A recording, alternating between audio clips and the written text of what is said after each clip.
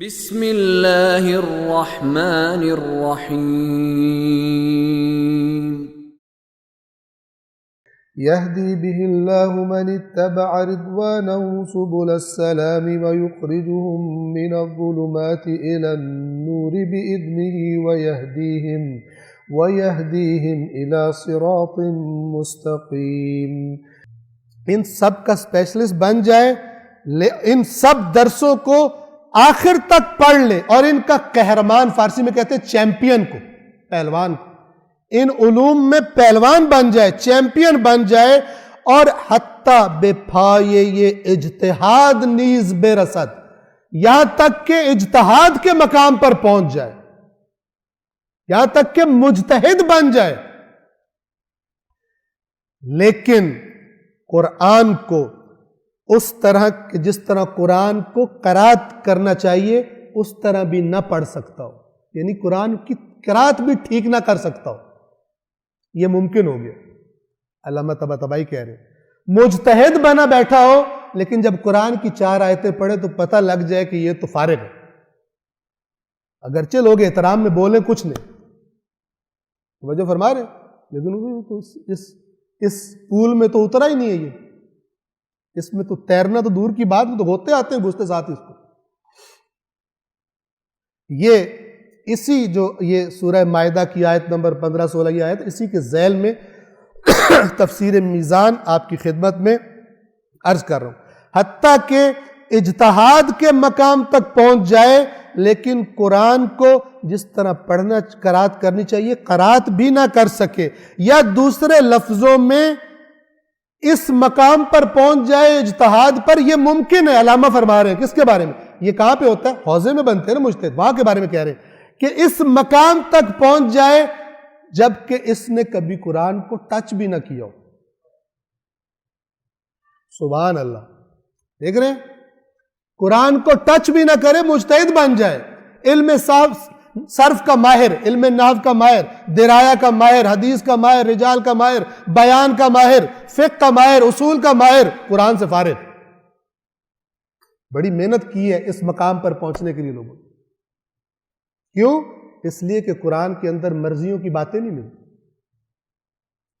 قرآن مجید وہ بالکل جسے کہتے ہیں نا نیکڈ ٹروتھ، اس پہ کون واہ واہ کرے گا بیٹھ کے سامنے؟ توجہ فرما رہے ہیں؟ اس پہ کون کہے گا سبحان اللہ سبحان اللہ؟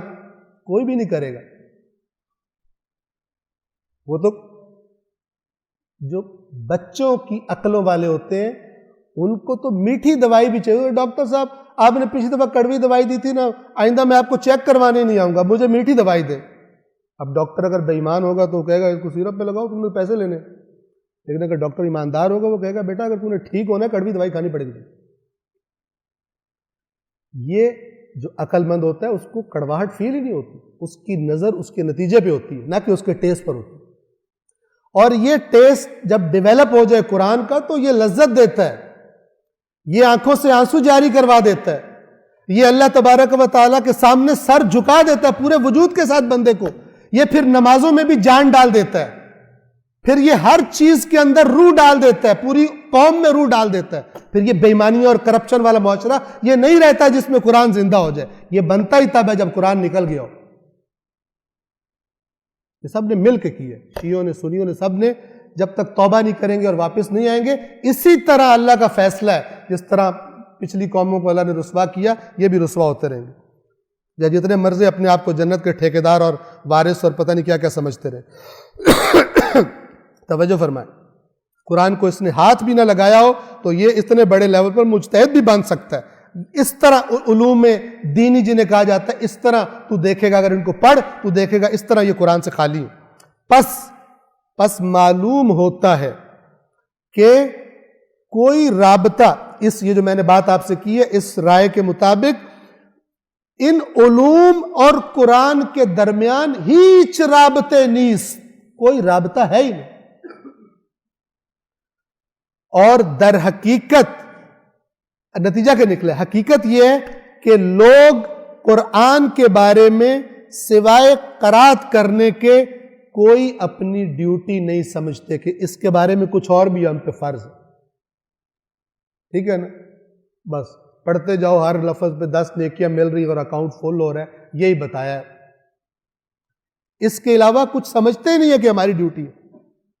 اور پھر علامہ فرماتے ہیں وَالْعَيَاذُ بِاللَّهِ، اور اللہ کی پناہ، اللہ کی پناہ کہ قرآن سوائے ظاہری قرات کے ثواب لینے والی، سوائے اس پڑھنے کے یا چھوٹے بچے کی گردن میں تعویذ کی شکل میں ڈالنے کے تاکہ مصیبتوں سے بچہ بچا رہے، جو میں کہہ رہا تھا کرونا وائرس، سورہ فرقان رکھو جیب میں اور کرونا وائرس تمہارے نزدیک نہیں آئے گا۔ سبحان اللہ، قوم کے اندر کوئی سورہ فرقان نہیں تھی جہاں پہ گھس گیا، عجیب و غریب وہ ہوائی فائرنگ کرتے ہیں، بے بنیاد باتیں کرتے ہیں، اور ایسی باتوں کے بعد فرض کرے کچھ مثلا رکھ کے کرے اور اس کو ہو جائے کہ ہو سکتا ہے، اس کا تو دین پر سے اس کو لرزہ طاری ہو جائے گا، یہ کیا میں نے رکھی ہے، اس کی تاثیر ہی کوئی نہیں۔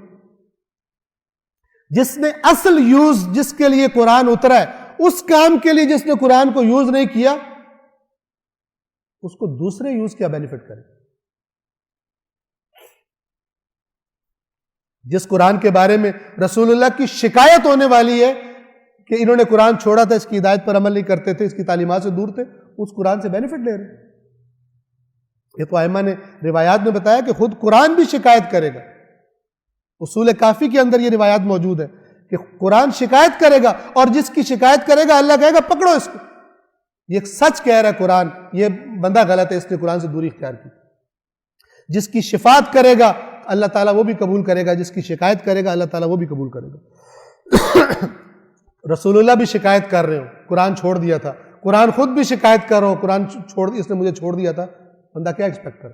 لیکن یہ باتیں کون بتائے گا؟ اس پہ کوئی تھوڑی انویٹیشن دے گا کہ آ کے ہمارے پاس پڑھو، یہ تو باتیں ہی بڑی ڈراؤنی کرتا ہے، اس سے تو ٹیسٹ ہی سارا خراب ہو جاتا ہے، ہمارا نشہ ٹوٹ جاتا ہے۔ فرماتے ہیں کہ اور خدا کی پناہ قرآن کی قیمت ہی ویلیو ہی کوئی نہ رہے گی سوائے اس کے کہ اس کو ظاہری طور پہ پڑھا جائے اور جو نیا بچہ پیدا ہوا ہے اس کی گردن میں ڈال دیا جائے، اس لیے تاکہ مصیبتوں سے بچہ بچا رہے۔ لیکن نہ تعویذ ڈالنے والے کو قرآن کا پتہ ہے کچھ، اس بیچارے کو تو پتہ ہی نہیں جو ابھی دنیا میں آیا۔ پس اب یہ آخری جملہ ہے علامہ کا، جو اس کے لیے میں عرض کر رہا ہوں، یعنی یہاں پر ابھی جو پڑھنا تھا اس کا آخری جملہ ہے، پس شما خوانند یہ عزیز، یہ فارسی ہے، پس نتیجہ کیا نکلا؟